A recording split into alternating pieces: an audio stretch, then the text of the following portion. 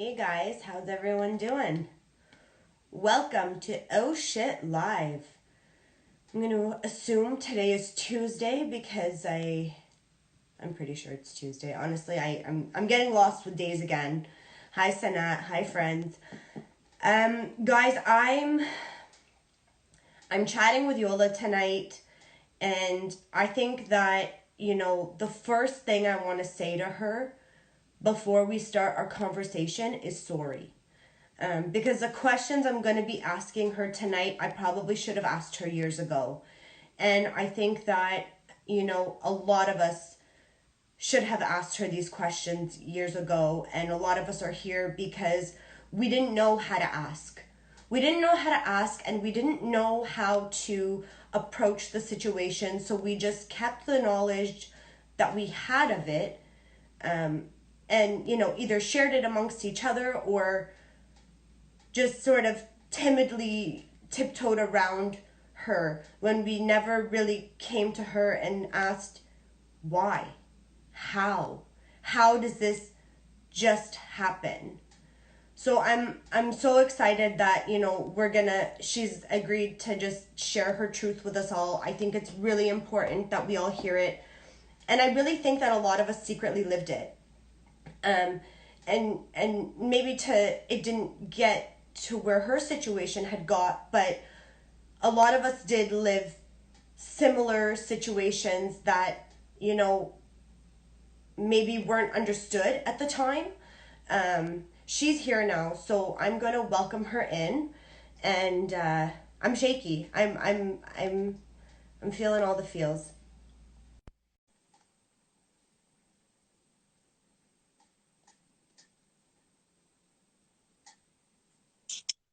Hi, Hi. how are you? Good. How are you?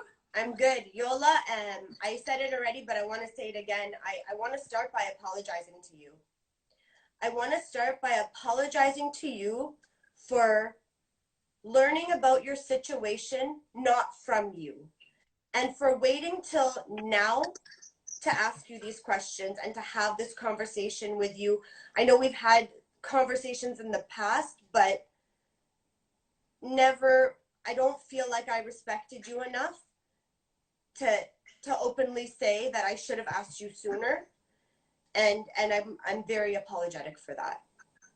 I mean, you don't have to be. But Oh my God. I feel I feel like, it's a very hard conversation to have. A lot of people don't know how to approach it. And the reality is you are so open about it. I am. I am. Because I feel like if people um approach me and ask the questions and I really generally want to know, then I have no problem sharing, instead of making assumptions or gossiping amongst themselves, or you know what I mean. And if I can help one person with my story, then yeah, of course I will. you know a lot of people didn't A lot of people came to me and a lot of people asked questions and a lot of people were there for me. I mean, I wouldn't be where I am today without, honestly, mostly my friends, not even family, but and there's other people too that wanted to know so they can go and talk about it or gossip about it, or but that's fine. I'm glad I'm doing this with you, to be Yeah. honest, because I've been approached many times to kind of tell my story and stuff like that, and I've never really felt comfortable. I'd rather have a one-on-one conversation with someone. But when you approach me, I'm like, you know what? This is just meant to be, having a conversation with one of my good friends and people listening in. Why not? I know you have good intentions, and it's not like I said, like an Ottawa citizen that's camping outside my house for Yeah. 4 weeks, trying to, get an article out of me, So No. I think for me it was, my biggest question is how, and I think everybody, how does it just happen? How does this just happen? It's not like it's an everyday thing, right? no. So Um, leading up, what were the events? Um, I mean, I know a lot of the reason why I wanted to kind of talk about it is because a lot of people think that it's about religion, Yeah. you know, especially the Arab community and the people that know us and stuff like that. And it had nothing to do with it. Not really, you know, it's people, um, um, it's, I think it's, you know, mental illness, It you is. know, it's not something that is normal. It's not the person that my dad was. This is not the person that did what he did, you know, but I feel like the people around didn't really help, Right. you know, people basically talking in his ear, people, eh, I've heard it all, like honestly. And um, I don't know, I just feel like he was, um, I'm not blaming other people for what he did, obviously, you know, but I do feel like it played a role. It played a role. Yeah. Absolutely played a role, and especially in our, you know, Lebanese community, and people, you know, want to know everything. This is how we are when we're in each other's business, right? Well, and I think that the thing is that's the problem, right? Is that nobody wants to recognize or say there's a mental illness. They're going to say, that's just Yola's father. That's how he is. Who we hate. And they're going to talk about, oh, Haram, her mom, she has to deal with this because he's this religion. That's why he's this way. And they're all like that. They're all like that. But the reality is, no, they're not. No, they're not. And there was a problem, and people overlooked the problem and made the problem worse. And unfortunately, like you said, it led to devastating events. Yeah, yeah, um, yeah. But like, how for you, Yola, trying to be a normal teenager, like tell us your story. Well, I wasn't a normal teenager. um, People that know me know that, you know, from high school, from university, from, you know, I was very sheltered. Yeah. You know, my we're here in Canada. We're you know, my dad's Muslim, my mom's Christian. People are already talking about that, like how come, how does it work, you know, like you know, they seem to be fine, but oh, okay, you know, that was what, like years and years and years ago, and people were already making it was a problem, kind of, you know. Yeah. um and my dad basically used, I would say, religion as an excuse to treat me differently than treating my younger brothers. Right. But it was culture. It wasn't religion. It was culture. It was being in, you know, in Canada, and you're a minority, and, you know, he's Muslim, my mom's Christian. He's trying, you know, to keep us, you know, beside him and with him. And you know what I mean? It was all, I feel like at one point it became like he was like paranoid.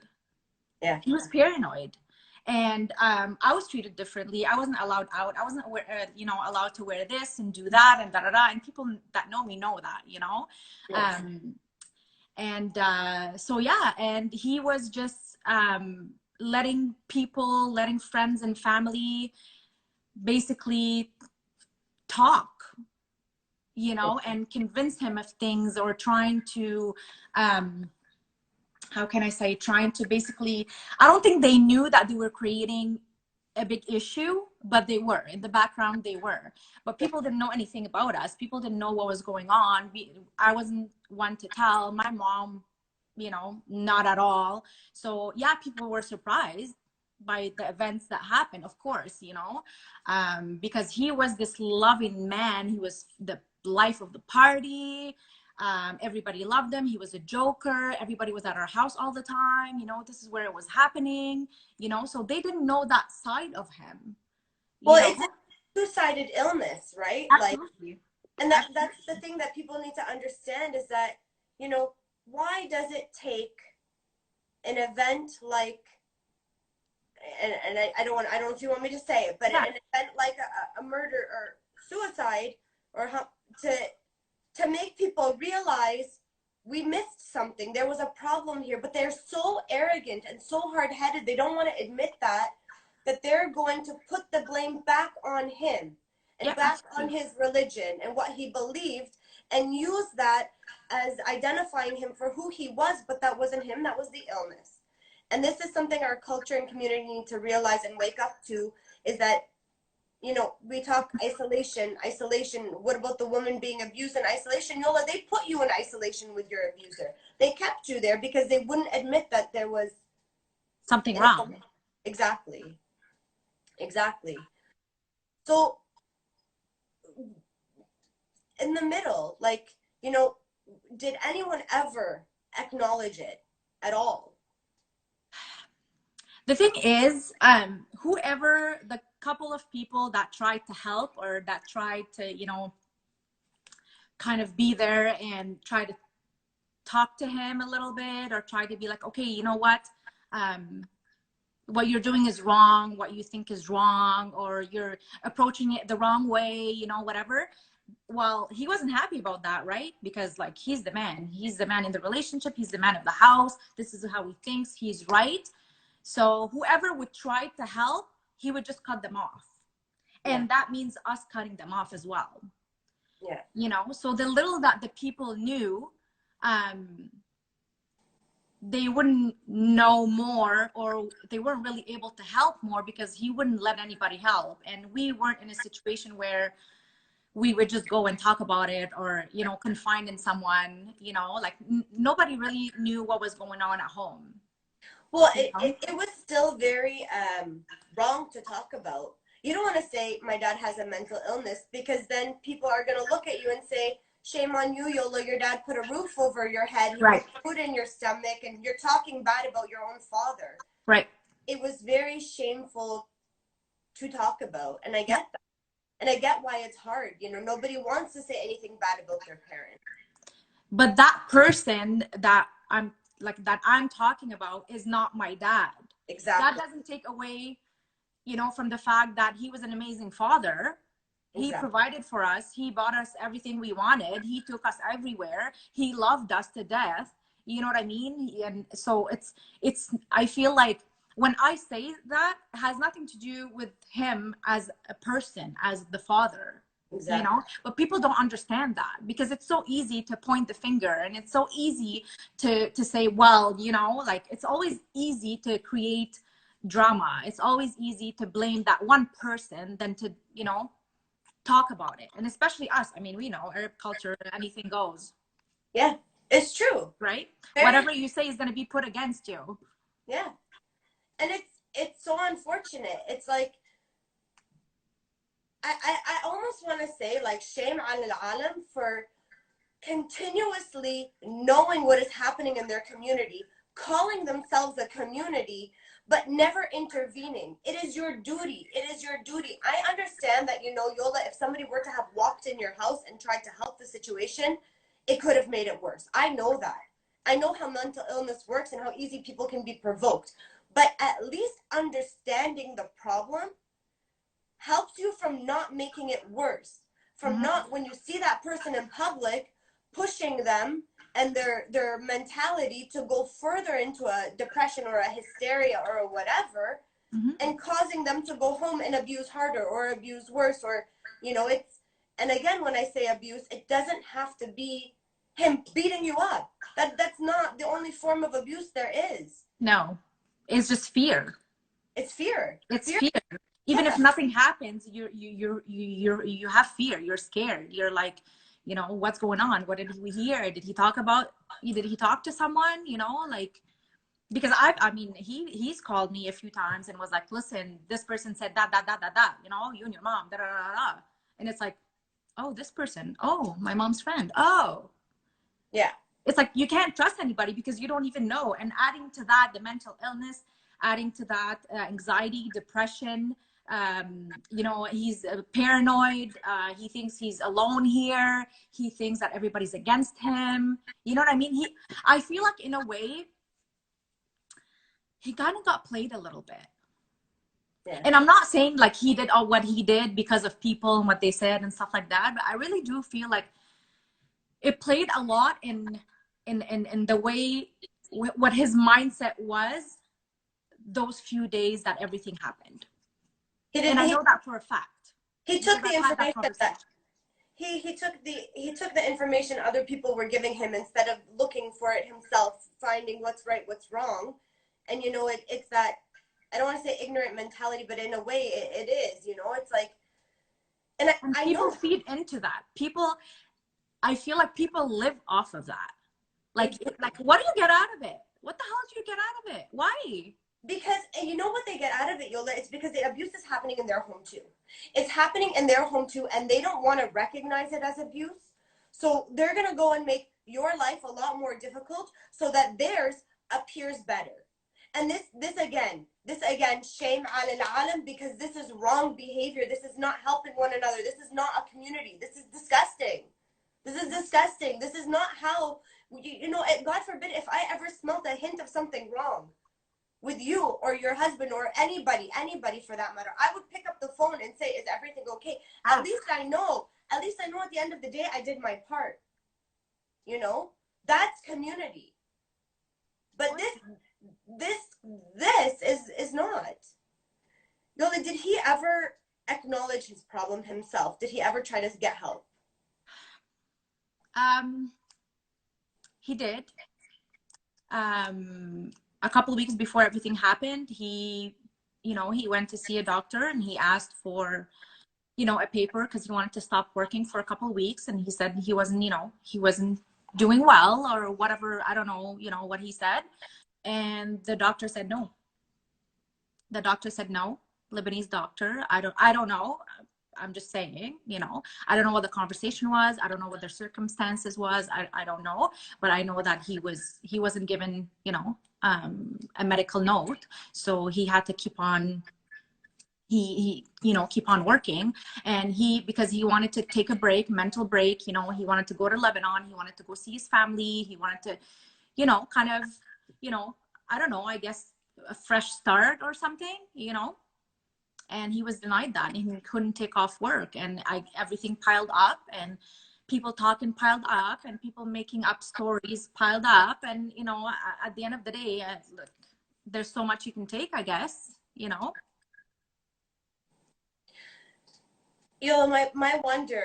My wonder is how do you recover from something like that?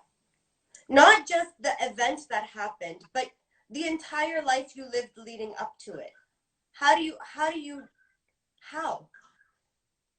I'm just a happy person. I don't know, like I'm a positive person, and my mom was amazing. She played a big part in the people that we are today, me and my brothers. It's like, look, because she's been through a lot. She has been through a lot. Nobody knows nothing. You know what I mean? It started with them being different religion and eloping, and her parents not talking to her until she had me. And then she came here, and it was a lot. You know what I mean? Yeah. But she was always happy. She was always cheerful. She was always positive, and we have it good, and we have each other. And and that's just how we grew up. We had no choice but to be strong and take it. But that's what sucks. Like I say it now, and I wish I knew now, like I knew then what I know now, because maybe I would have done things differently. You know what I mean? But we were young. We were just, living our life and trying to be peaceful in the house. And but it was fear all the time. Like every single morning, every single night I would pray, and I would go to work, I would go to school, and on the way home I would pray, like, oh my God, please God, let's not have I hope they don't get into a fight today. I hope my dad is in a good mood. I hope, you know what I mean? Like it's that's what it is. But then I would leave the house and I'm a totally different person. Not that I'm being fake or anything, but this is how You have to separate the two. You have to, because deep inside I am a happy person. I am a positive person, and yeah, I'm worried, and I would leave the house and call my mom all the time and stuff like that, but when I was with my friends, when I was at school, like when I was, well, just school and basically school. But you know what I mean? Like, I was just a different person. That's just the person that and that's the person I am now. You know, it's like I feel like I'm kind of free a little bit, which is sad to say. He set us free. Yeah. And You know? it's hard. It's so hard. And I think to myself there, I can relate to you on many levels, to just your upbringing on many levels. And I think that's why I'm so passionate about it, because the way that I look at it is that a lot of situations could go that route. Oh, and, yeah. Oh, yeah. And that's the unfortunate, again, when we don't talk about these things and say, acknowledge that they're wrong. We don't have to publicly come out and share them. But for you, your story became public because it was in the paper, so there's no hiding it at that point. There's just to admitting and understanding what it was, so that when you are asked these questions, you can clarify and you can say, like, no, this is what it was. He wasn't a bad man. He wasn't. And I know that you went to your dad's funeral. I did. Was that hard for you to do? Thinking about it now, I don't think so. I don't even think I thought about it. Like, I was still in that, fog. Yeah. But no, why? I mean, he's my father, and I know that my mom would have wanted me to do so. That's just the person that she was. Why wouldn't I go? I went. My brothers didn't go, but I went, and I showed up with a white rose, and he was forgiven. Yeah. I did go, and people talked about it, and it went around, and it was so wrong for me to go to my father's funeral, and But here's what I'm not understanding is that, Yola, that's a choice that you made with your heart to get up and go forgive your father for the situation that happened. Why is that even a topic being discussed? Because that's just everyday life. People live off of that stuff. This is what, and seriously, that's what it is. Why not? Let's talk about it. Why did she go? Why would she go? Oh my God. She chose her father over her mother. I heard that once. I'm like, wow, really? I can't comprehend why those topics, that is even something that people feel like they have a right to discuss. It is so wrong on so many levels. And you know what? I'm proud of you for going. I'm proud of you for going, because I think that means that you understood and you found in your heart a place of peace. And it's not a peaceful situation to grow to grow up that way, and then to have to live through those types of events, and then to be still pushed around by the people that kept you isolated, still pushed around and bullied and abused by them now. Yep. Because I feel like nobody really learned anything. Like, if something like that happened, at least use this as a situation, as an example, to be a better person. Yeah. For yourself, for your family, for your friends, for the people around you, for a stranger that, hey, how's it going? Or like, do you need anything? Yeah. Learn from it. Come back to you and ask you, like, how people don't live in your home. They don't. No matter how many times you had parties and people over, they're not living there consistently. There had to have been a point where somebody recognized something. There's no way. Like, I don't get it. I mean, people would see things, I don't know. I don't know, honestly. I don't know. I feel like if we didn't say anything, then nobody would say anything. And then if we said something, like a close friend of the family, be like, listen, for example, my parents got into a big fight. Can you please come? Because we were at a point calling secretly, like, can you please just come for a visit right now, And then they would show up, and they would talk about what happened or whatever. My mom would never say anything. My mom was, and it doesn't mean she wasn't a strong woman, or she didn't defend herself or whatever. It's just, she's a woman of few words, but when she speaks, it speaks volume. You know what I mean? She doesn't have to say much. So he would get all, hyped up and stuff like that. And then the other person, for example, would say, well, you shouldn't have said that, you shouldn't have done that, or how about this, or how about that. If it's not what's not something that he thought, then that person was just kicked to the curb. Done. You know, so you lose. So at one point we're like, okay, well, we're not going to lose all the friends and family we have, you know, and then what? Yeah. It's so crazy. So now, afterwards, were people more coming around, more family members? I know you said, they kind of were upset about the funeral. Did they come to your wedding even? I have close family members that did not come to my wedding. Okay. And is that for any particular reason? Because I was marrying a Muslim. Why am I marrying a Muslim? Look what your dad did to your mom. Right? So it's still that's the big picture.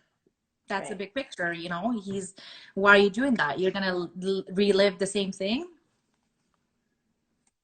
It's just ignorant comments. Yeah. Right?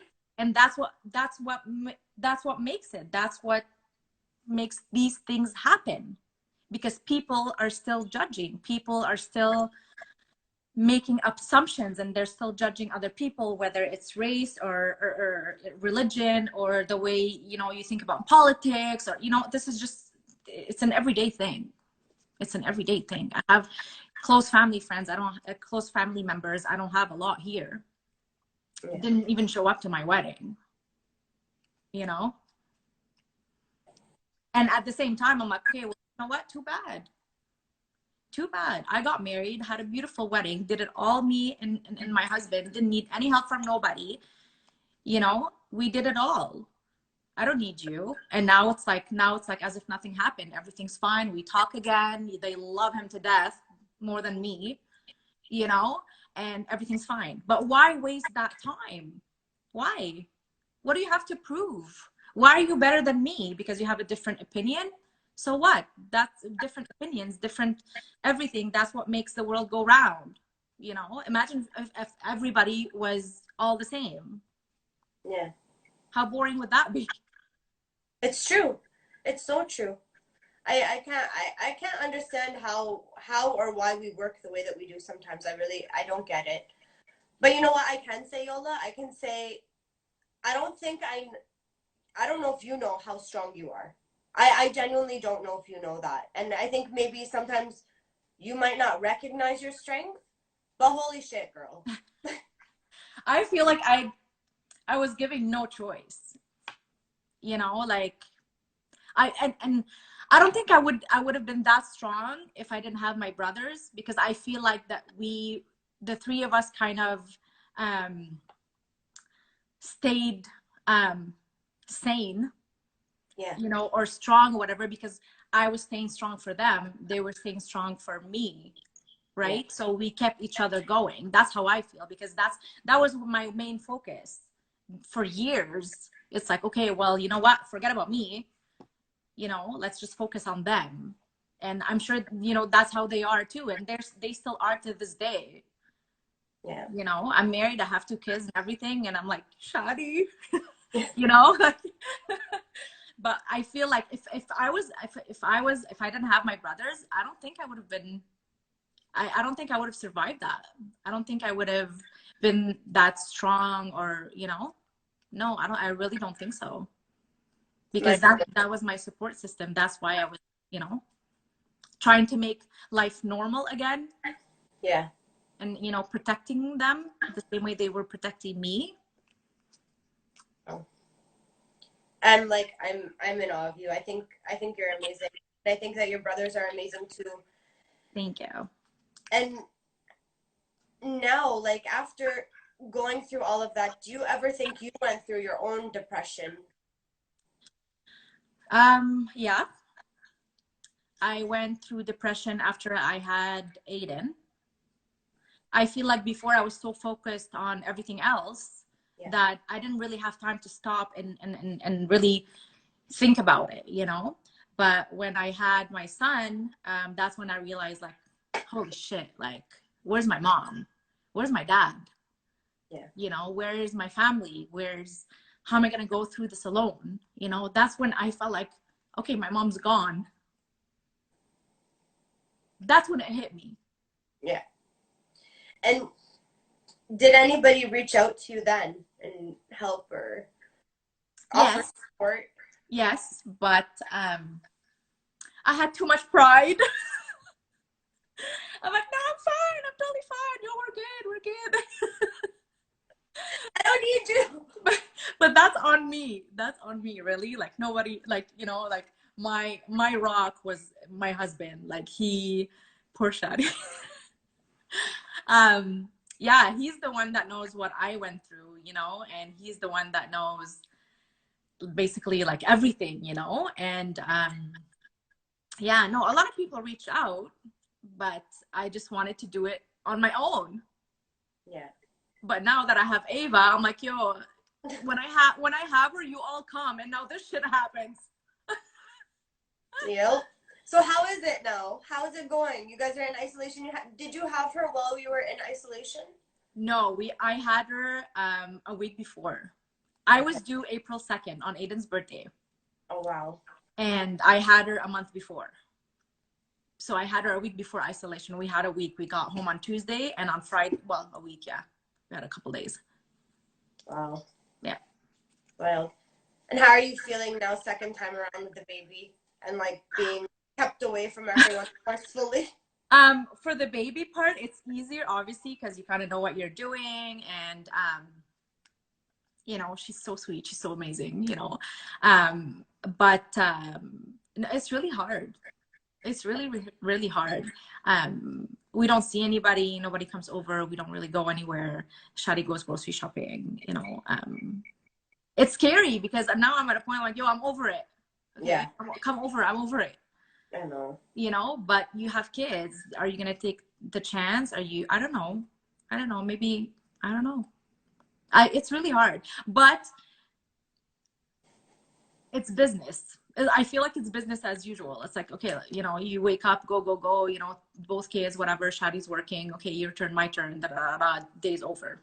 You find your routine in it, Yeah, basically. yeah, you have no choice. It's crazy. It's crazy to think,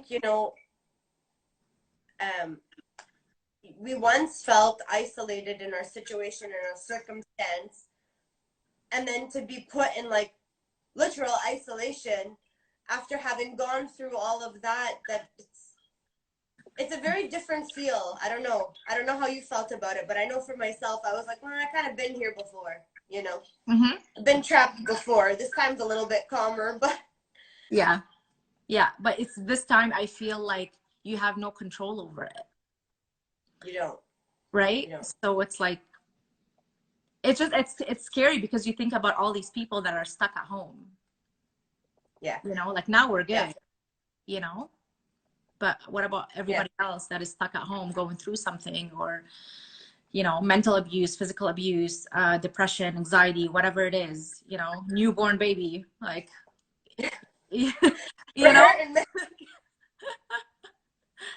So yeah, But it's hard. it is, but I feel like I don't want to say, like I know Najla and I were talking about it, and she was saying, like, for some kids, it's better for them to be at school, for that 8 hours a day than to be home with their. And I get it, it is, and she's so right, she's not wrong. But also, like, I think about it, and I'm like, man, yes, but that kid also still, like, I'll be honest, I hated Saturday mornings. I hated Saturday mornings, because it wasn't, and everyone wasn't working, and there wasn't school, and you wake up to, like, a different, it's not the week, you know and Chaos. so, like, yeah, pure utter chaos, like screaming with my alarm clock on Saturday mornings. And I know my mom is in here, and I'm sorry, mom, but you know there's a level of reality that needs to be spoken.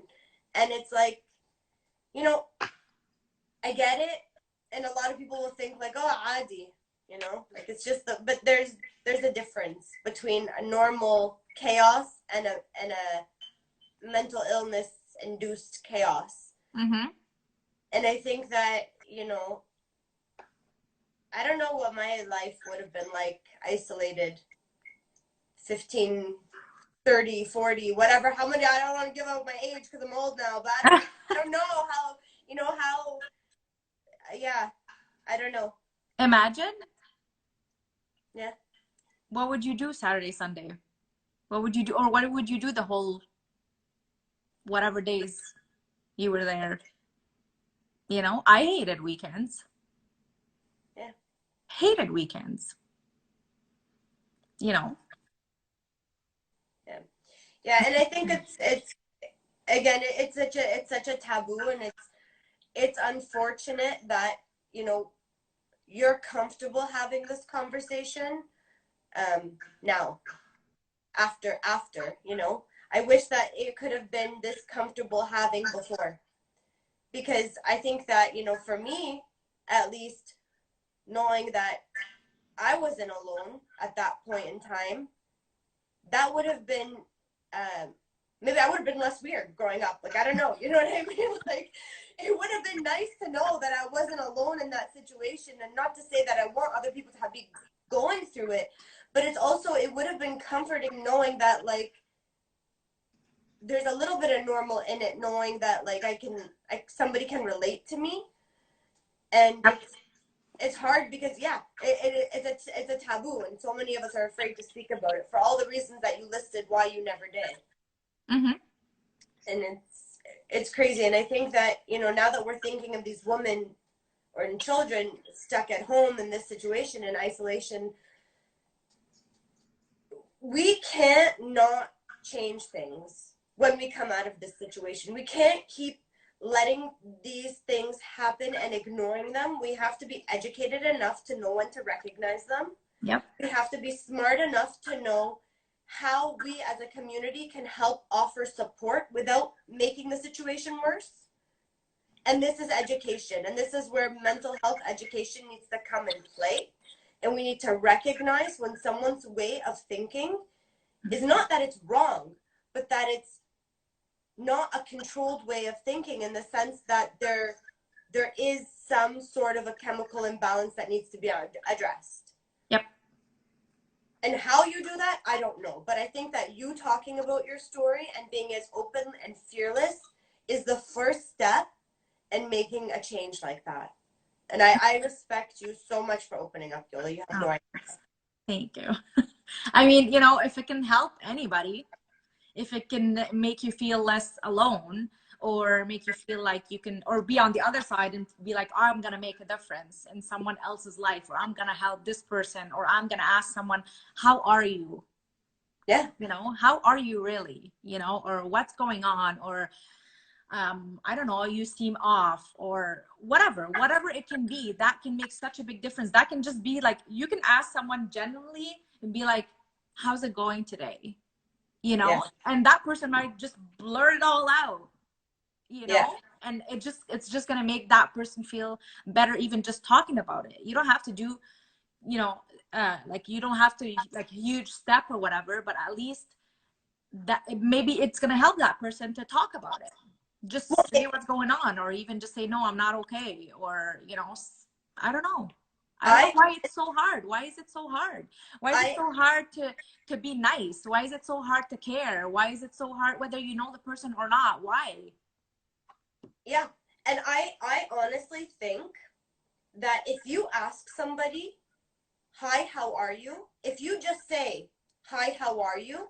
Whatever answer you're expecting, it is your duty to accept the response they give you. And if it is word diarrhea, you know, my life has gone to shit, this is what's going on, blah, blah, blah, blah, I think I'm crazy, I'm suicidal, I'm this, I'm that, whatever they say, it was your duty for asking, how are you? Now it's your responsibility to take that information and do, to the best of your ability, help them. And I'm not going to say harm your life by helping them. I'm not going to say lose sleep by, or altering your mental state by helping them. But you asked, and because you asked, it is now your responsibility to offer help in whatever logical way you can.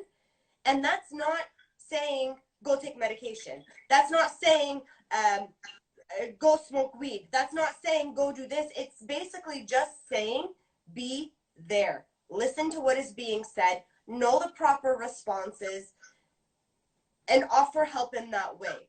Right. And that's the minimum. That's the minimum you can do as a community. And if you ask, because I don't know if you realize, half the people that ask how are you, they don't really care about your answer. Mm-mm. right? It's just like, No. hey, how are you? Or how are you? Whatever, you know, whatever. If you say I'm not okay, they'll be surprised. They Yeah. won't know what they won't know how to react. They won't know what to say. They won't know, you know what I mean? Like, it's just when we ask, we're not expecting someone to say, I'm not doing okay, or Yeah. I need help, or, you know what I mean? It's not good. You'd be like, oh, okay, what's going on? But you know what I mean? Like, it's like at work is different, obviously. But like when you ask, hey, how are you? Imagine someone saying, oh, not too well. You'd Yeah. be like, oh, okay, what did I ask? Well, it is funny because I had somebody say to me, you should use your platform for this. You should be talking about this.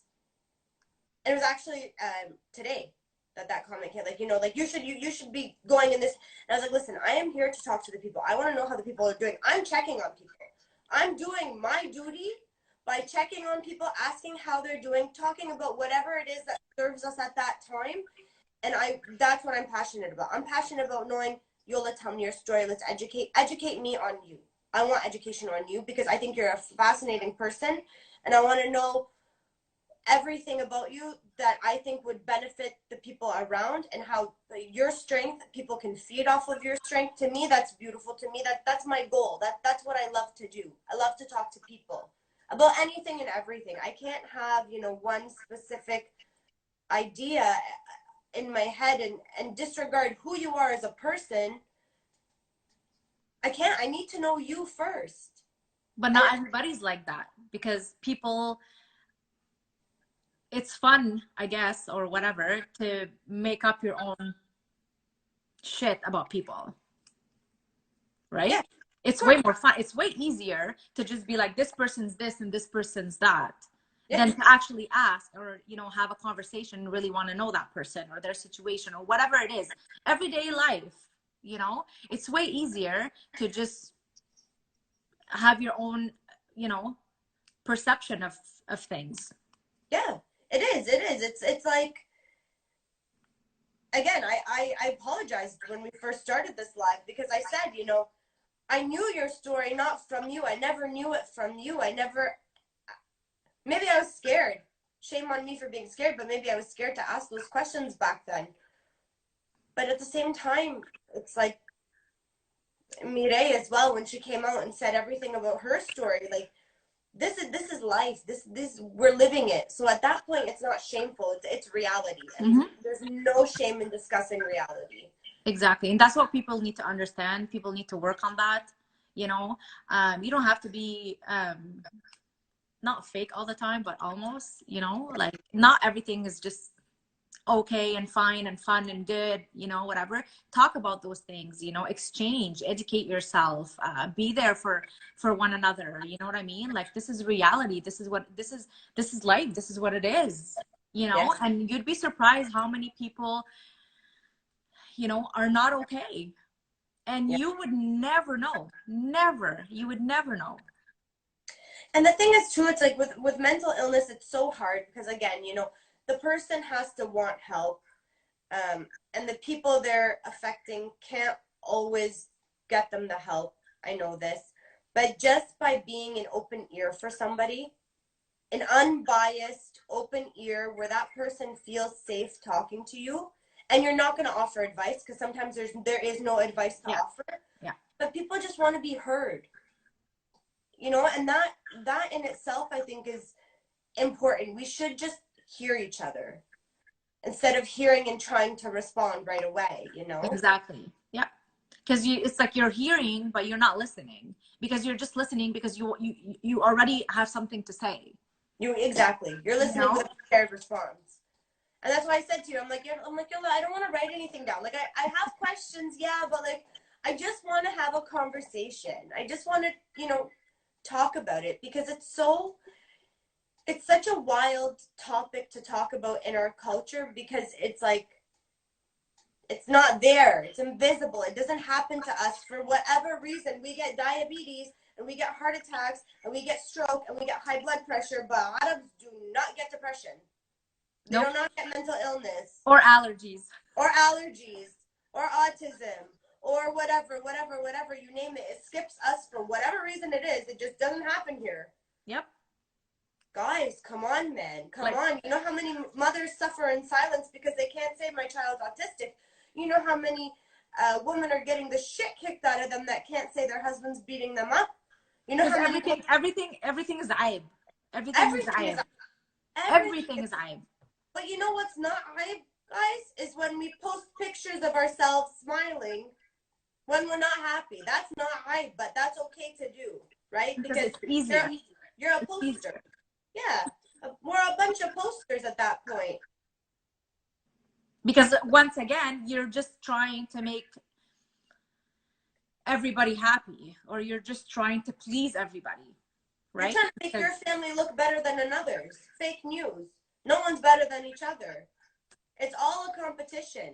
Yep. And that's the disgusting part about it, is it's always been a competition. Like bint hay ahla min bint hay. And then the guys that want to come in and get married, they don't even realize the competition that they put in it. Come in. Yep, absolutely. Yep. And and it's just like, what is this? It just never stops. There's always something. There's always something. And the thing is, people have the time to talk. People are always talking. Of course. So why don't you put your time into something that is worth it, that will help someone, or even you as a person, that will educate you and that will make you a better person? You don't have to, scream it to the world that, you're an amazing person and an amazing friend and an amazing mother. Just show it in your actions and exactly. to yourself. You owe it to yourself. Listen, man, I've said a lot in my life that would have people raise questions, raise eyebrows. I didn't even want to speak about my depression. When I started talking about it, even Allah, people were coming up to me, are you okay? Like this, like I'm a hamara on the street. I don't know anything. Like, yo, girl, chill. I'm depressed a little bit, yeah, but I'm fine. I'm still here. Like, is this how you really approach people? Or you go and you talk? So many people came to me and they're like, so-and-so didn't want to say this to your face, but a lot of people are talking, they're worried if you're okay. If you're that worried about me, ask me. Ask me. What, you're afraid to ask me? Why are you afraid to ask me? I was out there telling you all I had depression. I would dug myself in a hole. I was living like a piece of shit. You read my words. You heard my tears. And you still couldn't come and ask me. I was telling you. Come and ask me. And they were still discussing it amongst each other. Exactly. Maybe you were still the subject. I was still the subject. Maybe you should stop posting what you're posting because it's making people ask questions. Are you serious? I have to tell you the truth. Well, I'm sorry you didn't want to hear it. And now, show all those people that were discussing it, now they can ask because more and more people are coming out and saying, yeah, me too. Yeah, I went through that too. Yeah. Why does it take something so drastic for people to be like, okay, me too? I posted a story on my other thing, and it was about a spray bottle getting sprayed and whatever, and it was a story of sexual harassment, but it's a very light story. It's not even that big of a deal in comparison to the things that a lot of women face. But it still happened. And it still, unfortunately, happens every day to everybody. And I got told that I shouldn't have posted it. One, because I don't tell people that stuff. And two, because it doesn't happen. There's worse. It could have been way worse. Yeah, it could have been way worse. But why does it have to be way worse till we say something? Yeah, why are you waiting? Why? Like, what are you basing yourself on to say this is not bad enough? Or this is not enough? This is not a big deal. People have it worse. But why? If you're living it, this is your worst. This is your truth. This is your reality. This is your everyday life. So for you, it's a big deal. Yeah. Why do you have to compare again? Why are you still comparing? Well, and I wanted to ask you, Yola, when you said you went through a depression after Aiden, did anybody ever say anything about that because of what happened with your family and you were so strong after that, and then the depression hit you after? Did people make comments? Not a lot of people knew about that. It took me I had Aiden, and I think he was about 6 months when I realized that, like, oh my God, like I'm depressed. I'm in that hole and I can't get out. Like even Shadi didn't know. I wouldn't talk about it. I was just basically, I felt like I was just surviving. Yeah. Every single day I was just surviving, taking care of my son. You know, that's it. And that was for a while. Because in my head, I couldn't, even before having Aiden, everybody's like, you know, it's going to be hard, whatever. I'm like, oh my God, I've been through worse. Don't worry about me. You know, I Yeah. got through that. I can get through anything, right? So people expect that too. They're like, oh my God, this girl, like, she's good. She's good, right? So by the time I realized I was depressed, I was like, oh my God, like, why is this happening to me? And I didn't really say anything. I didn't even, honestly, I didn't even seek help. I just, I lived it and suffered through it until I got myself out. Because in my head, I was a little bit ashamed because I'm like, with everything that happened in my life, I'm depressed because I have a son, because I you know, what is it? I just couldn't, you can't control it. You know, you can't control the depression. If you're, I mean, you can't. It's because if you could, then you can control any mental illness. It's in your head, right? So I was ashamed. No, like, you know, with everything that you've been through, now you're depressed because it's hard to take care of a baby, or because you feel alone, because you miss your mom, because what is it? You know, you've been through worse. So of course I'm not gonna go and talk about it. And everybody thought I was good. Everybody's like, oh, this girl, you know, she's good. She doesn't need nobody.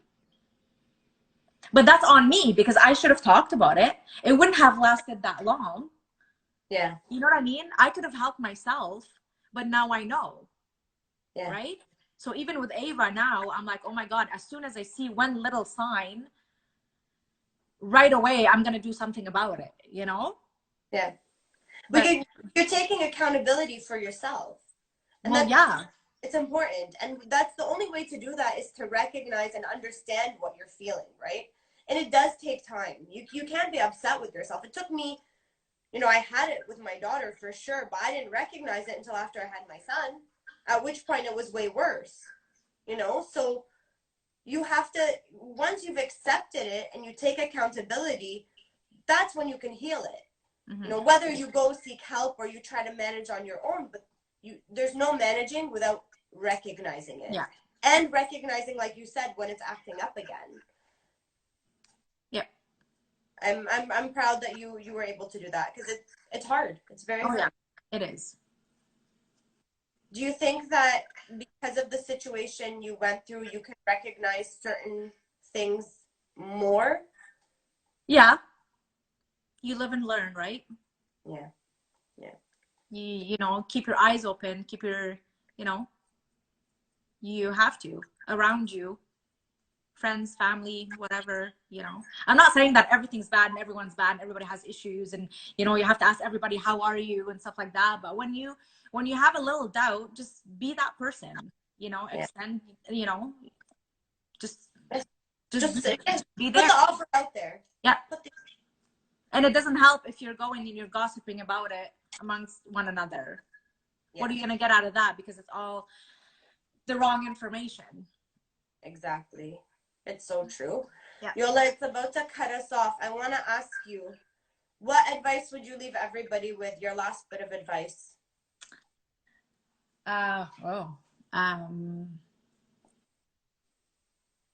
Just be there. Don't be judgmental. Don't judge people. You know, I mean, nobody's better than anybody else.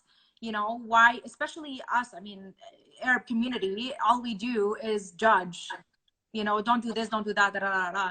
But be that person, you know, and be open about it, talk about it, you know, bring awareness to it. If you're in that situation, feel free to talk to someone. Have your person, at least have that one person, you know, and just, nothing is aib, okay? Yeah. And whatever you do, people are going to judge you regardless. So just do you. I see my mom in here asking, would you be open with your daughters? Yeah, mom, I would be. You know, Absolutely. because they're Absolutely. gonna see it and they're gonna need to know. Absolutely. They have to know, because then how are they going to recognize that something's wrong if ever something's wrong? It's easier to hate a person than it is to hate an illness, right? When you don't know that it's there. So I would rather, know that there's an issue so that I know that inside of that, outside of that issue, there's still a good person, right? Yep, absolutely. Yeah, you have to be like that with everybody else, whether it's mental illness or not.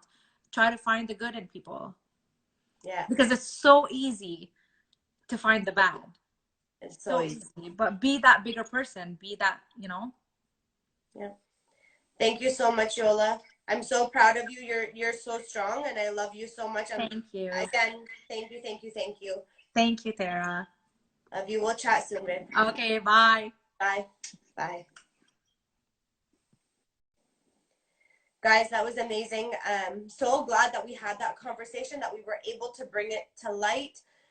It wasn't easy. It wasn't easy. I fumbled and stumbled around my words a few times because, still I have that, like, how do I just ask these questions? But it's important to ask.